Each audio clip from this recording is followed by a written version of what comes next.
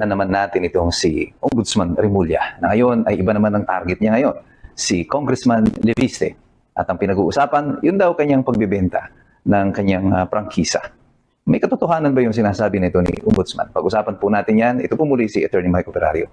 May mga bagay na kagulat-gulat dito sa sinasabi ni Remulla tungkol dito sa di umano ay ginawa ni Congressman Leviste. At parang sinasabi pa niya, kabata-bata pa ay nagbebenta na daw ng prangkisa. Yan daw ba ay makapilipino? No, mga linyadang common na nating nabibili ngayon sa mga tagapagtanggol ng administrasyon na ito. Isa na naman po ito doon sa mga estratehiya na ini-employ nila upang i-deflect o iligaw ang mga tao tungkol dito sa mga usapin na ngayon ay idinadala sa atin ni Congressman Leviste. Ano yung pinag-uusapan natin dito? Yung pong Cabral Files. At ngayon, tila ba, parang sa takot nila dito sa mga pahayag ni Congressman Leviste, ang balik sila doon sa kanilang strategiya, na una, i-discredit mo muna yung mensahero, huwag mong sagutin yung mensahe, i-discredit mo yung mensahero, sirain mo siya, at gumawa ka ng ibang mga usapin. This is yung kanilang deflection, para matuon sa iba ang atensyon ng mga tao. Pero tungkol dito sa sinasabi ni Ombudsman Remulla, may katotohanan ba yung mga kanyang pahayag? Well, merong mga bagay na tunay na tayo ay mamamangha sa mga pinaggagawa nitong si Ombudsman Remulla. Unang-una, dahil siya ay ombudsman, ang sinasabi niya ay iimbestigahan na daw o iniimbestigahan na itong si Leviste. Kung totoo na iyan ay iniimbestigahan mo na o iimbestigahan mo na, ay bakit may conclusion ka na? Hindi ba dapat ikaw ay magiging impartial tungkol dito sa investigasyon na ito? Paano aasahan ng taong bayan na makakarating ka sa katotohanan kung nag-uumpisa ka pa lamang ay sinasabi mo na mali agad si Congressman Leviste sa kanyang pagbibenta ng kanyang shares of stocks? At yung sinasabi niya, ginagawa daw negosyo ang prangkisa. Mr. Ombudsman, ang prangkisa po, bagamat yan ay pribilehiyo, yan ay also ay isang negosyo. Mga korporasyon, mga individual na pumapasok, nag-a-apply ng prangkisa, hindi po yan charitable institution, yan po ay negosyo. Kaya ka po nag-apply ng prangkisa to operate utilities, para po yan maging negosyo, para may magbabayad. At sa pag-i-issue po ng prangkisa, hindi po talaga bawal naman na ibenta mo. No? Ang bawal po ay ang ibenta mo yung prangkisa itself. You cannot transfer the franchise from one person or one entity to the other. However, ang prangkisa po ayon sa konstitusyon ay pwede pong ibigay sa mga individual na mga Pilipino o di kaya ay mga Filipino corporations. Ibig sabihin, mga at least 60% of the corporation is Filipino-owned. Pag individual po, at yan ay ibinigay sa kanya, hindi niya talaga pwedeng i-transfer kahit kanino. Pero kapag ito po ay isang korporasyon at ibinigay ang prangkisa sa isang korporasyon, ang korporasyon po ay mayroong katauhan na hiwalay doon sa individual. Ito po yung tinatawag na juridical entity. Nagiging para po siyang hiwalay na tao. Pagkamat hindi siya natural person, hindi siya totoong tao, siya po ay isang juridical na tao na ginawa ng batas. Batas po ang nagtalaga kung bakit siya nabuo. Kapag ikaw ay isang korporasyon, ang korporasyon ay po pwedeng buuin ng maraming mga individual sa pamamagitan ng kanilang shares of stocks. Ikaw ay namimili ng shares of stocks mula dito sa korporasyon, at ito ang bahagi ng iyong pag-aari. Ang pag-aari mo bilang isang individual ay hiwalay doon sa personalidad ng korporasyon. Maaring mag-exist yan na magkahiwalay. Ang korporasyon ay hiwalay na tao, ang tao nga ay juridical entity, at yung stockholder is a natural entity. Kapag ikaw ay nais mo nang ibenta yung shares of stocks mo, gaya ng ginawa ni Congressman Leviste, dahil nga siya ay na-elect na congressman at kailangan mag-divest siya ng kanyang mga business interests sa mga korporasyon or business organizations or di kaya ay mga gawain na kung saan ay magkakaroon ng partisipasyon ng pamahalaan na magko-conflict ang interest niya bilang isang mambabatas. At tama yung kanyang ginawa. Nag-divest po siya. At yan naman ang ginagawa ng lahat. Kahit yung mga kaibigan ni Ombudsman, ng mga negosyante, sina Zaldico, yan yung sinasabi nila, nag-divest sila pagkatapos nilang ma-elect, mahalal na mga kongresista. At pag nag-divest ka, yung shares of stocks na yan, ang ibinibenta mo, yung bahagi mo. So kahit na yung shares of stocks ni Leviste ay iba na ang nagmamay-ari, ang pangalan ng korporasyon ay mananatili, ang juridical personality o yung personalidad na legal ng korporasyon ay mananatili. Hindi po ito mabubura. Ang ibig sabihin nito, ang prangkisa ay mananatili doon sa pangalan ng korporasyon.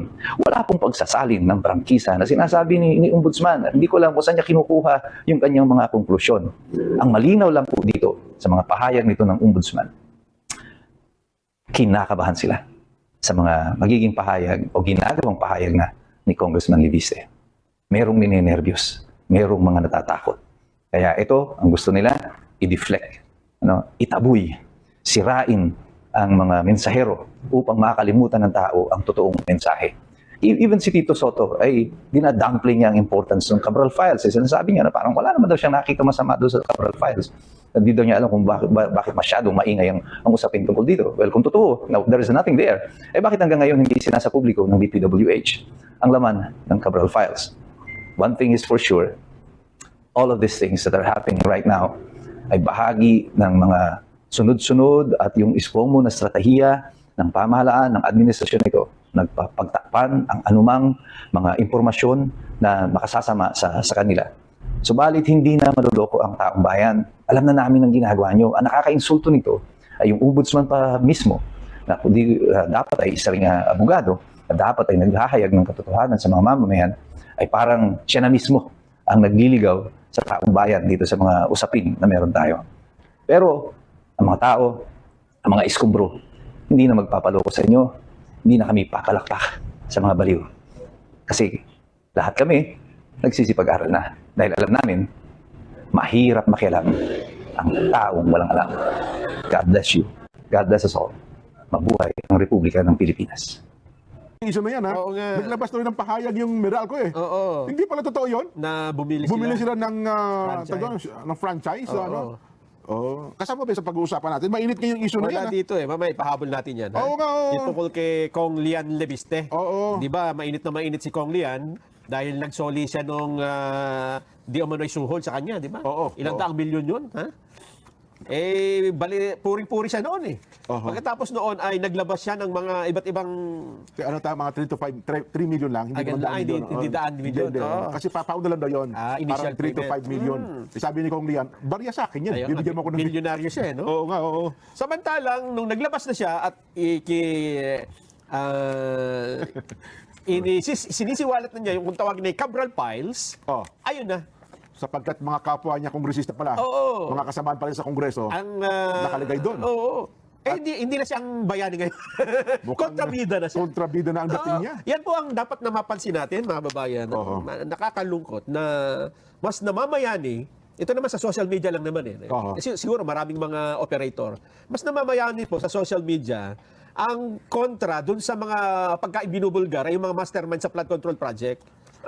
Marami kasing ano dyan eh.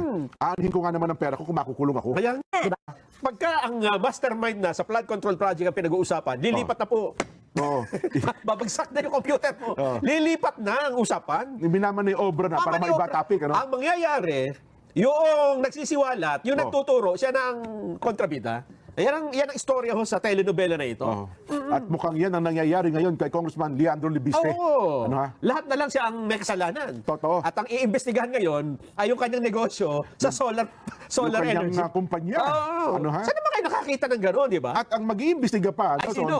ay si Ombudsman Opo. Boying Rimulya. Paano nangyari yun? Ang Akala bigat. ko ba may dapat dyan? Di ba priority? Priority ho natin ng flood control project. Bakit tayo lumilihis? Bakit pagka priority yan, naunahin natin? Di Yun ba? na, tama. Oo. Resolvehin muna natin isa. Oo, at saka kasi Oo. magkakaroon nga ng isipan, nagbubulgar yan tungkol sa flood control project eh. Oo. Ang dating yan, binubusalan mo bibig niya. Oo. Diba? Ay, huwag ka magsalita ng kung ano-ano. Meron din kaming bala laban sa'yo. Parang kay Gutesa lang, di ba? Ayun, oo. Nung nagturo si Gutesa ng mga nangyari noon, alam nyo ba ang itinuro? Hindi, yung ano mo eh, notaryo mo, ikukulong ka namin dyan. Yung affidavit mo yan, peki yan. Pati nagdotary sa'yo, peki yan. Ang maniniwala na lang dyan, una, kasabat ninyo. Pangalawa, hindi siguro siguro sanggol, di ba? Bata, Yung walang buwang. Yung ipinanganak kahapon, di ba? Oo. Ari ng prangkisa ay yung solar project para sa bayan. SPPEC ang pangalan. Iba. Okay? So actually, yung pananakot ni Ombudsman Remulla, sablay. Sablay. Bakit? Kasi hindi nagkaroon ng paglabag doon sa provision ng solar project para sa bayan na kinakailangan magbigay ng pagpahid ng Kongreso sa pagbenta ng shares kasi wala namang binentang shares si Leandro Leviste doon sa solar project para sa bayan. Ang binenta niya doon sa SPNEC na hindi naman pinagbabawal. Ngayon, sasabihin nyo, well, that is circumventing the laws. So be it. Pero yan po ay legal avoidance ang tawag dyan. Hindi linabag ang provision ng prangkisa kasi walang bentahan doon sa shares of stock ng solar project para sa bayan, ang binenta ay SPNEC.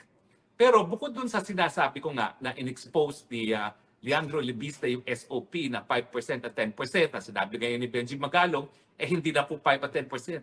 Umaabot na ng 70%, wala na napupunta sa project, lahat napupunta na sa bulsa ng mga senatong.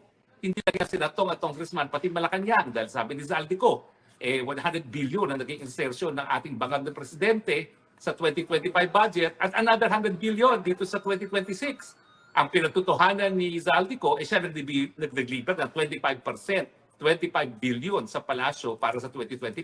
Hindi ko ngayon alam na wala na si Zaldico kung sino magde-deliver ng 25 billion para sa taong ito. Pero kaya galit na galit ngayon ang mga corrupt kay Leandro Lebiste, hindi lang doon sa expose niya na 5 to 10% na dinimanda niya, ha? So hindi ito laway-laway lang. Talagang nag-file ng demanda si Leandro Lebiste laban doon sa district engineer ng Batangas, no?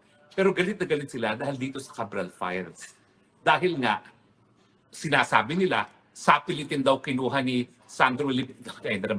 Leandro Lebiste yung Cabral Files. Ano ibig sabihin nyo? Kapag sinabi mo na sapilitan mong kinuha yan, ibig sabihin, totoo yung files. Una-una. Pangalawa, nagsalita na yung abogado ng nasirang Jose Cabral. Sinasabi talaga ng abogada na meron talagang Cabral Files. Ang hindi lang niya alam dahil hindi pa niya nakikita kung anong hawak ni Congressman Leandro Lebiste kung kapareho nga ito ng Cabral Files na hawak nila. Pero kung walang kaduda-duda, hindi yan nagkakaiba. Bakit? Well, alam niyo naman. Nanay niya si Loren Legarda. Si Loren, sinasabi naman ni Leandro Lebiste, pati si Loren ay merong mga insertions. So tanggap na po natin yan. Alam niyo, tanggapin niyo na. Walang malinis na senatong at congressman. Lahat sila kumita. Pati Ping Lacson. Ping Lacson, kumare, wala siyang insertion, pero meron niya mga project na pinapasok, biglaan din. So lahat po sila. Si Risa Antoveros, number 1 nagmamalinis. 3 billion ang insertion. Kaya lang ang tawag niya amendment. Buti na lang nagsalita yung kakampi niya na si Franklin Drilon na walang pagkakaiba ang amendment sa insertion. Pareho lang yan. Binabago mo yung budget proposal ng Malacanang para magkaroon ka ng proyekto at kapag ikaw kasi nakapagpasok sa budget ng proyekto, sasabihin mo sa DPWH, sa contractor ko bibigay mo yan. Kaya ikaw, Risa Antoveros, alam na namin kung sino ang mga bagman mo. Darating ang punto, ilalabas na rin namin yan, tumigil ka na sa iyong pagmamalinis, kadiri ka. Mas mabuti pa siguro yung mga kurap talagang inaamin silang kurap kaysa yung mga nagmamalinis. Yan ang pinakamasama, mas nakakasuka. Yung mga nagmamalinis na kurap din naman pala. Anyway, kaya galit na galit sila dahil sa Cabral Files. Kasi yung Cabral Files, number 1, yung Cabral Files magpapatunay yung sa sinasabi ni Zaldico na merong 100 billion ang Presidente Marcos Jr. sa 2025 budget. Siyempre, may alam lang yun, si Marcos Jr., si ES, at si Jose Cabral. Nandyan yan. Yan ang pinaka-importanting laman yan. Bukod pa doon sa kung sino-sino talagang mga congressman, mga miyembro ng gabinete at ang presidente mismo ang naglagay ng mga proyekto na hindi naman napaloob doon sa original National Expenditure Plan na sinumite ng Malacanang sa Kongreso. Kasi nga, ang kita kapag mapapatunayan mo na ikaw nagpasok sa pagtao ng budget. Sa katunayan, pag yan ay nasa NEP at wala namang kinalaman ng congressman, wala silang kita. Pero chances are, maski pa doon sa pagpapagawa pa lang ng NEP, alam na ni Cabral kung sinong proponent. At dahil alam na niya yung proponent, alam na niya kung saan pupunta yung SOP. Diba? Yung kurakot. Kaya galit na galit sila dyan sa Cabral Files na yan. Kasi yan ay well-documented kung sino talaga mga nag-propose ng project at sino talaga mga kumita dyan sa mga proyekto na yan. Buti sana kung talaga may proyekto, pero napakadaming mga ghost projects. Mantakin ninyo, hindi pa sapat sa kanila na 70% na kinukurakot. Nag-ghost project pa sila, 100% na ang kinurakot. Diba? Ang dami niyan sa Bulacan, ang dami niyan sa Mindoro. Yan po ang dahilan kung bakit pinupuruhan nila ngayon si Leandro Lebiste. Ang mensahe, bata, tumahimik ka na. Dahil kung hindi, kakasuhan ka rin namin. Pero mabuti na lang, ang kadil naman ni Leandro Lebiste ay napakalaking kumpanya, Meralco. Napakatindi naman ng mga abogado ng Meralco yan. Hindi naman papayag yan na papasok ang Meralco sa isang transaksyon na magiging dahilan para mademanda ang Meralco. Dahil ang Meralco meron sariling prangkisa na pinangangalagaan. So sa tingin ko, Pananakot lang yan, Congressman Leandro Lebiste. Nais nilang itigil mo na yung pagre-release ng Cabral Files. Dahil pag yan ay lumabas, well-documented ngayon kung sino talaga ang mga magnanakaw at chances are, baka walang matira sa gobyerno. Pag lumabas yan, Cabral Files yan, dahil lalabas, lahat sila, mula presidente hanggang congressman, lahat sila corrupt. Yan po